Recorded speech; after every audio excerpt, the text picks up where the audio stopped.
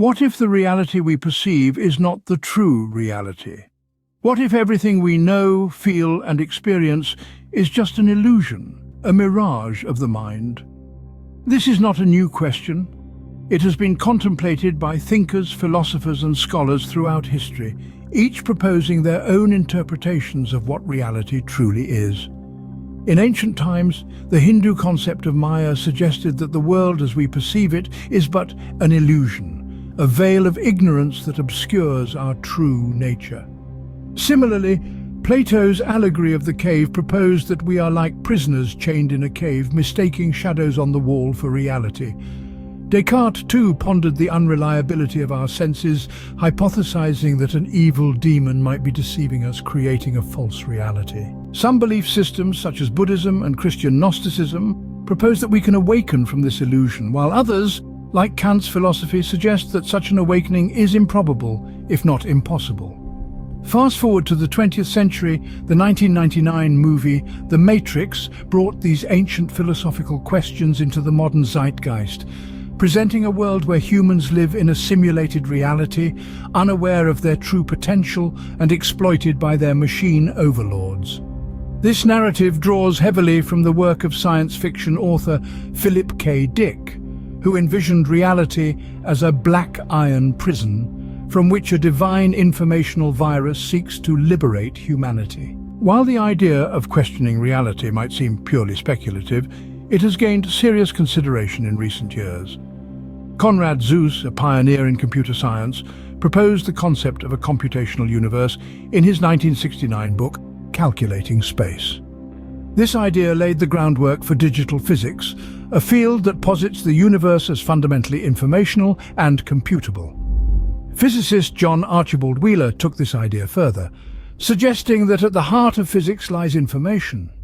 He coined the phrase "it from bit," implying that every element of the physical world, from particles to the fabric of space-time, emerges from binary choices and information interactions.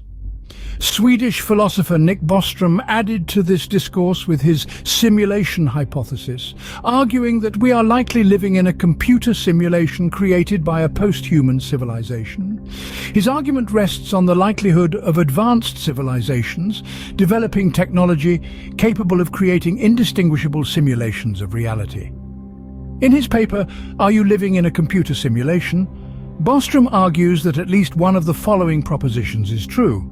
1. The human species is very likely to go extinct before reaching a post-human stage. 2. Putative post-human civilizations are unlikely to run a significant number of simulations of their evolutionary history. 3. We are almost certainly living in a computer simulation. Theoretical physicist Jim Gates discovered error-correcting codes akin to those used in web browsers within the equations of string theory. This discovery suggests a fundamental link between physical laws and computational processes, insinuating that our universe might be a programmed construct. Professor Silas Bean, a theoretical physicist at the University of Bonn in Germany, has said that his group of scientists have developed a way to test the simulation hypothesis. If the cosmos is a numerical simulation, there ought to be clues in the spectrum of high-energy cosmic rays. Bean believes they have solved the riddle using mathematical models known as the lattice QCD approach in an attempt to recreate, on a theoretical level, a simulated reality. Lattice QCD is a complex approach that looks at how particles known as quarks and gluons relate in 3 dimensions. Jürgen Schmidhuber, a computer scientist and artist, built upon Zeuss's work by proposing that the universe is the product of a simple Turing machine executing all possible programs. He pointed out that the simplest explanation of the universe would be a very simple Turing machine programmed to systematically execute all possible programs, computing all possible histories for all types of computable physical laws. He also pointed out that there is an optimally efficient way of computing all computable universes based on Leonid Levin's universal search algorithm, 1973.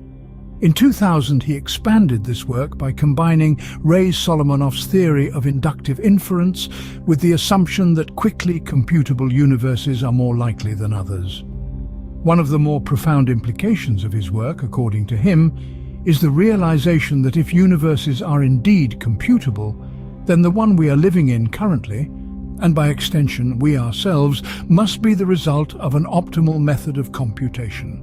No self-respecting great programmer would use a suboptimal method.